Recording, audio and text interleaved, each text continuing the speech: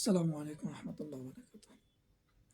প্রিয় বন্ধুরা, আমরা আজকে জানব যে কোরআনের সাথে রাজনীতির কি গভীর মিল। ইনশাআল্লাহ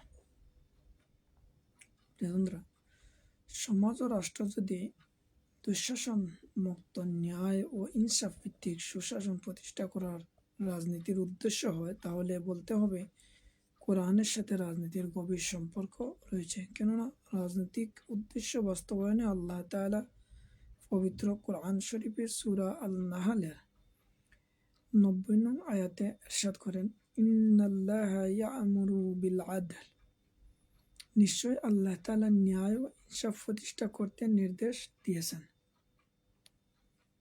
তাহলে স্পষ্ট হয়ে গেল যে আল্লাহ সুবহানাহু ওয়া তাআলার নির্দেশ ন্যায় ও ইনসাফ প্রতিষ্ঠা করতে হবে, এবং ন্যায় এবং ইনসাফ প্রতিষ্ঠা করতে হলে আমি কোরআনের কাছে আসতে হবে, কোরআন জানতে হবে, কোরআন নিয়ে গবেষণা করতে হবে এবং কোরআনের রাজনীতি করতে হবে। এরপরে আল্লাহ সুবহানাহু ওয়া তাআলা সূরা আন-নিসার ১০৫ নং আয়াতে ইরশাদ করেন, ইন্না আনজালনা ইলাইকাল কিতাবা বিল হাক্কি লিতাহকুমা বাইনান নাসি বিমা আরাকাল্লাহ।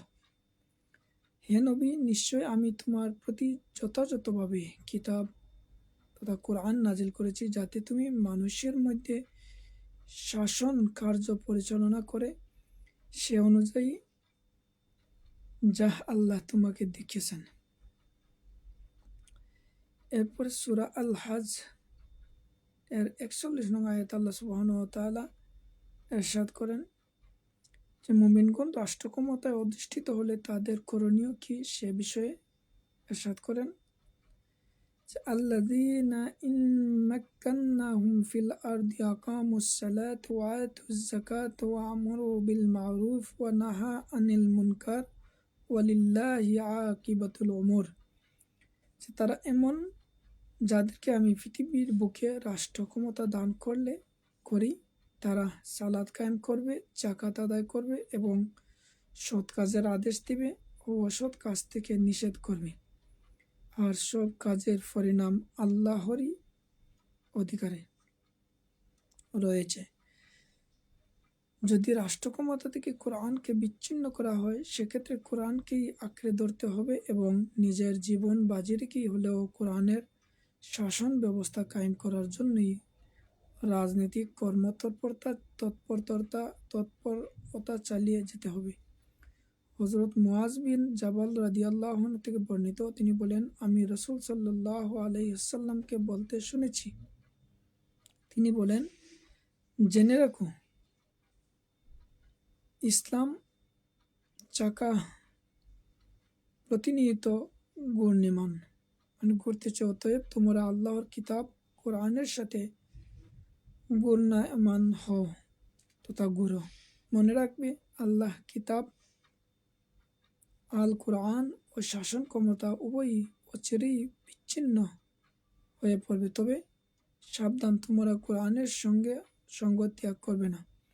ভবিষ্যতে এমন সব ব্যক্তি তোমাদের শাসক হয়ে বসবে, যারা তোমাদের উপর কোরআন বিরোধী শাসন ফয়সালা প্রতিষ্ঠিত করবে। তোমরা যদি তাদের মেনে চলো, তবে তারা তোমাদেরকে পথভ্রষ্ট করবে, আর যদি তোমরা তাদের অমান্য করো, তাদের মৃত্যুর মুখে নিক্ষেপ করবে। সাহাবীগণ জিজ্ঞেস করলেন, হে আল্লাহর রাসূল সাল্লাল্লাহু আলাইহি ওয়াসাল্লাম, তখন আমরা কি করব?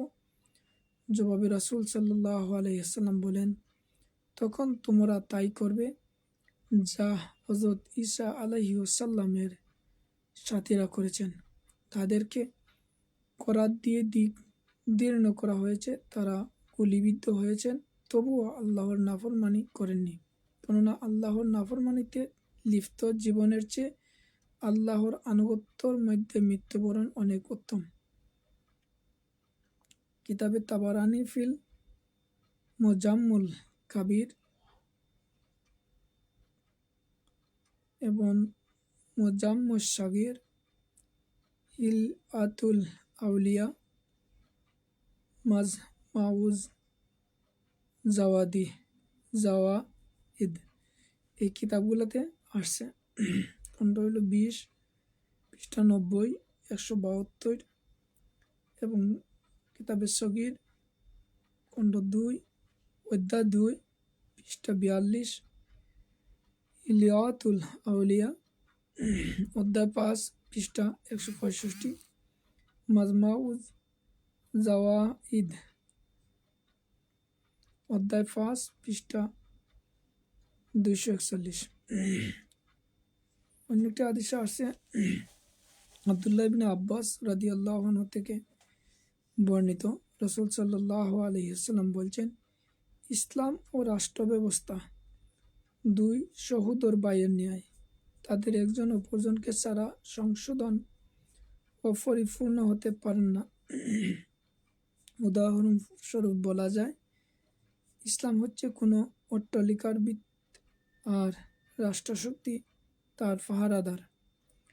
যে অট্টালিকার ভিত নেই তা যেমন পড়ে যেতে বাধ্য, তেমনি যার পাহারাদার নেই, রক্ষক নেই, তাও ধ্বংস হয়ে যেতে বাধ্য। ইমাম দাইলামি আল ফিরদাউস প্রথম খণ্ড পৃষ্ঠা হইল 117, ইমাম সুয়ুতি জামউল জাওয়ামি হাফিজাহুল্লাহ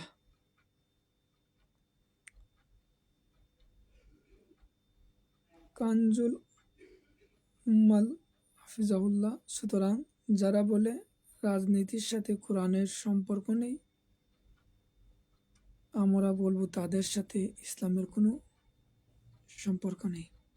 প্রিয়জনরা, তাহলে আমরা এখান থেকে কোরআনের আয়াত এবং হাদিস থেকে স্পষ্ট হতে পারলাম যে আল্লাহ সুবহানাহু ওয়া তাআলা এই গোটা কোরআনটাকেই রাজনীতি, বা আল্লাহ সুবহানাহু ওয়া তাআলা এই কোরআনের মধ্যেই রাজনীতির কথাগুলো বর্ণনা করেছেন। মূলত আমাদের মূর্খতা অজ্ঞতার কারণে আজকে যে অবাজরা বলছেন, তাদের এই অজ্ঞতা এবং মূর্খতার কারণে কোরআন থেকে রাজনীতি আলাদা করতেছেন, এবং কোরআন থেকে রাজনীতি আলাদা করে রাজনীতি করার কারণে তাদের মধ্যে নোংরামি, পথভ্রষ্টতা,